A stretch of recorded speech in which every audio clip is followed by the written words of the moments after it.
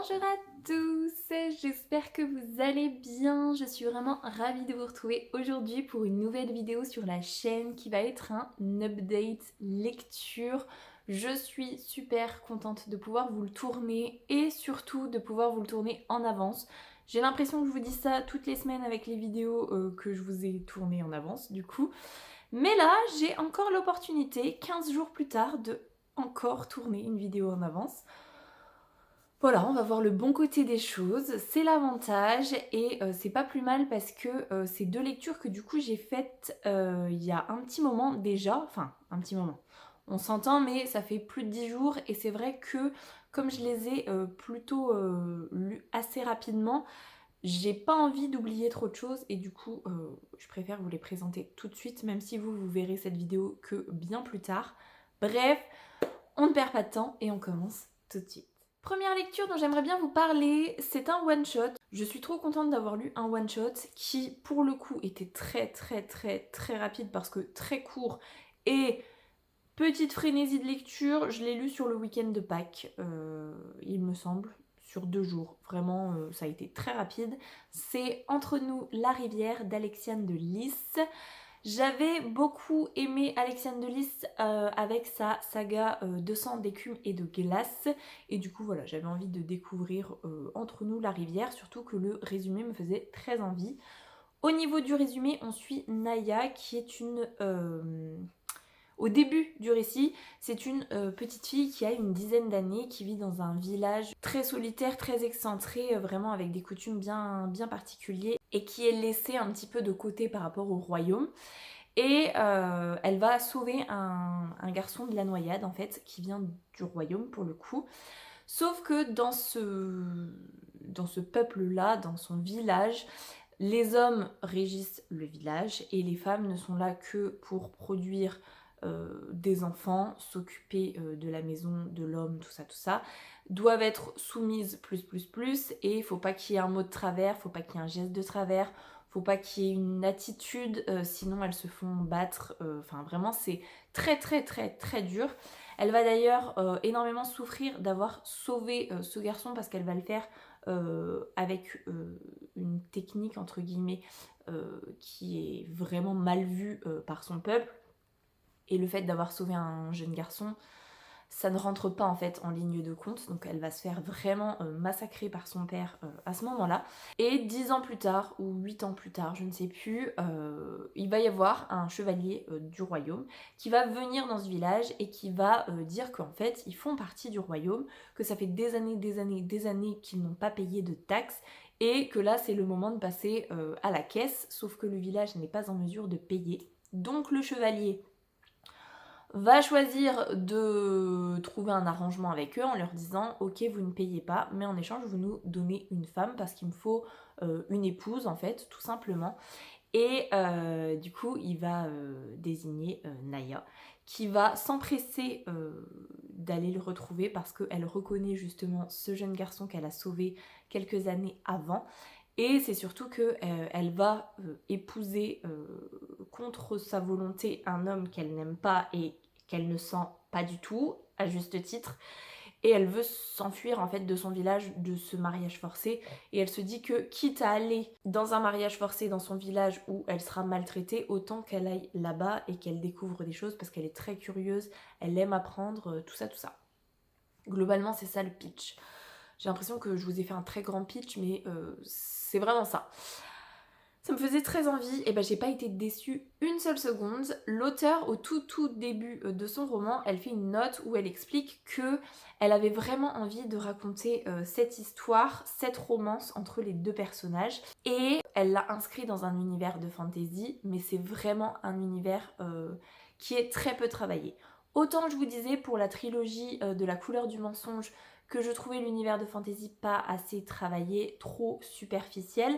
Alors là, en comparaison, ça n'a rien à voir. Là, vraiment, c'est effectivement pas travaillé, très superficiel, mais c'est acté. L'auteur nous dit que elle voulait cette romance, et elle voulait cette romance dans cet univers-là parce qu'elle avait besoin d'évoquer le côté de la violence familiale, de la violence conjugale, du traumatisme, tout ça. Et voilà, elle l'a inscrit dans ce petit univers-là, mais univers très peu travaillé. En comparaison, La couleur du mensonge, c'est extrêmement développé, extrêmement complexe, pour vous donner un ordre d'idée de travail d'univers, on va dire. Donc, ce que j'ai apprécié là, c'est vraiment, en fait, d'entrée de jeu, elle nous le dit. Voilà, je voulais écrire cette romance-là, et j'ai pas eu envie de plus... de vraiment plus creuser cet univers, parce que ce qui m'intéressait, c'était la relation entre les deux personnages. Et franchement, je vais pas vous dire que c'était un coup de cœur, parce que j'ai trouvé que c'était trop rapide. Ça aurait mérité une centaine de pages de plus. Pour le coup, j'aurais bien aimé avoir un tome 2, parce que j'aurais bien aimé savoir ce qu'ils deviennent dans l'avenir et savoir ce qu'elle met en place, parce qu'elle va mettre des choses en place. Du fait que lui, c'est un chevalier, qu'il a un duché ou un comté, je ne sais plus, bref, en tout cas il est quand même haut placé, il va chapeauter toute une section du royaume, c'est en plus le frère du roi, donc il a moyen de faire certaines choses, entre autres pour son peuple à elle, et elle veut aussi faire des choses pour son peuple à elle. J'aurais aimé que ça continue en fait, pour voir vraiment ce qui allait se passer, mais pour autant, la romance, elle est tellement mignonne, l'histoire est tellement chou, les personnages sont si attachants, et j'ai trouvé que le côté traumatisme, parce que ça fait une vingtaine d'années qu'elle vit sous la coupe de son père et qu'elle est menacée d'être mariée à un tyran aussi, hein, ça s'enlève pas en 3 secondes 30 en fait. Elle a des réactions qui sont très cohérentes, elle a des pensées qui sont très cohérentes, et je trouve ça trop chouette de voir que avec la bonne personne, avec le temps nécessaire, avec l'acceptation, avec la découverte d'autres choses qui prend énormément de temps. Et c'est paradoxal puisque le livre, je trouve qu'il passe très vite, mais en même temps, il prend le temps, et ça c'est cool, qu'on peut guérir en fait, et qu'on peut s'en sortir si on arrive justement à se sortir de cette situation-là avec les bonnes personnes, et ben du coup, on peut s'en sortir. Le travail est très long, les séquelles sont toujours là, mais on peut globalement s'en sortir et avoir une meilleure vie finalement. Et je trouve ça trop chouette.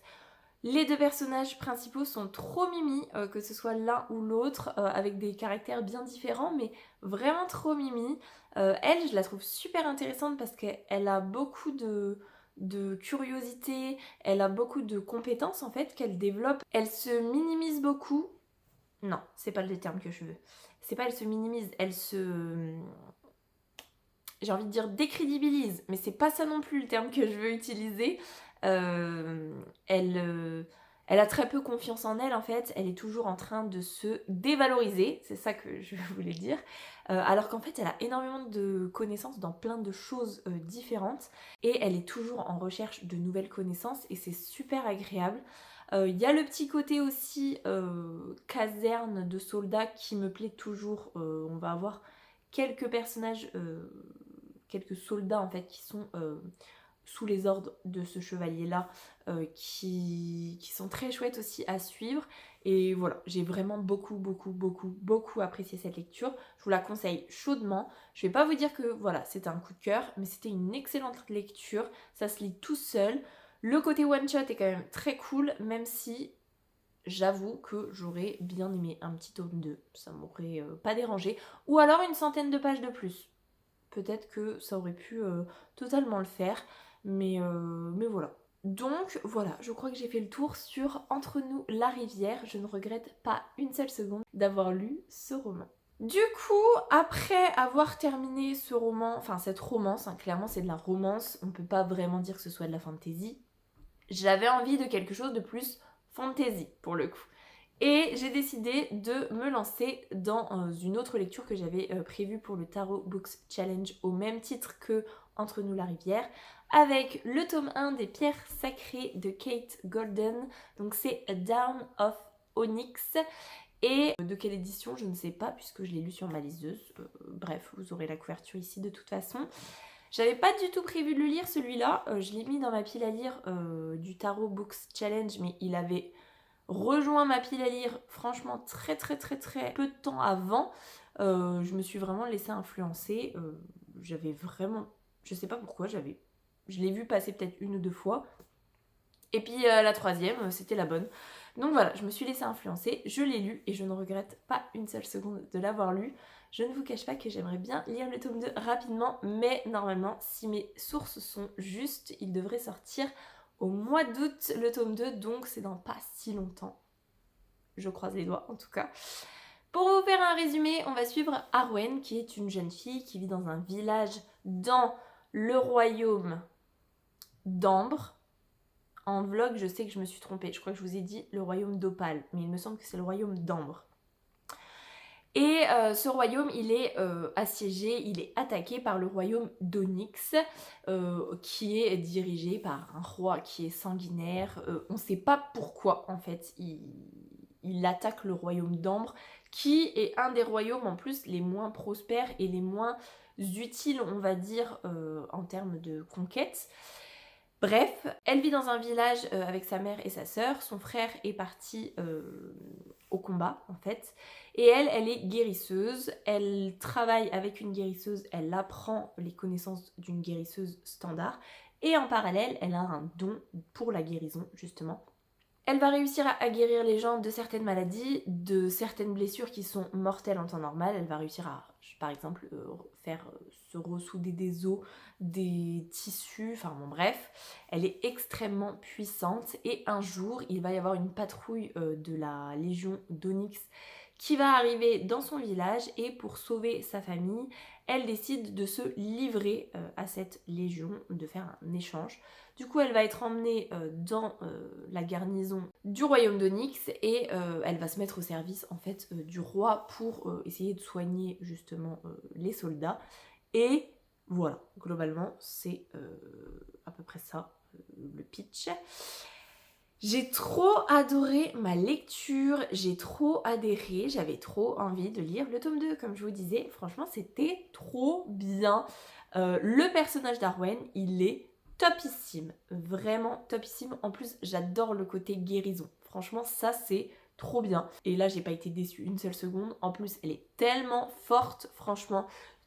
Son don de guérison, il est incroyable. Il est trop beau à voir en plus. Vraiment, j'ai adoré, adoré, adoré. Le personnage masculin principal s'appelle Kane, je crois, mais je suis pas sûre à 100%, mais je crois que c'est Kane, parce que pour le coup, ça fait une dizaine de jours que je l'ai terminé. Voilà, j'ai pas trop de mémoire en plus en ce moment, donc voilà. J'adore son personnage, j'adore sa part sombre, mais j'adore sa part lumineuse aussi. Vraiment, il y a deux choses qui se battent entre les deux. J'aime beaucoup l'univers aussi parce qu'on va avoir du coup ces différents royaumes en fonction des pierres précieuses et semi-précieuses pour le coup. Il y a une petite histoire de fae que j'avais pas vu venir du tout. C'est au fur et à mesure du récit, quand on apprend pourquoi il y a cette guerre, comment, qui l'a déclenchée, les faux semblants, tout ça, tel royaume, tel machin, tel truc. Parce que là, il y a un vrai travail sur l'univers. Il va y avoir un petit côté fae, mais pas fae comme on a l'habitude de voir. C'est plus anecdotique, on va dire. Il y a le côté un peu immortel des fae, il y a le côté assez badass niveau pouvoir, mais sinon, globalement, on n'a pas le côté fae comme j'ai pu avoir dans Le Nectar du Mal, dont je vous ai parlé dans le dernier update lecture. On n'a pas tout ça.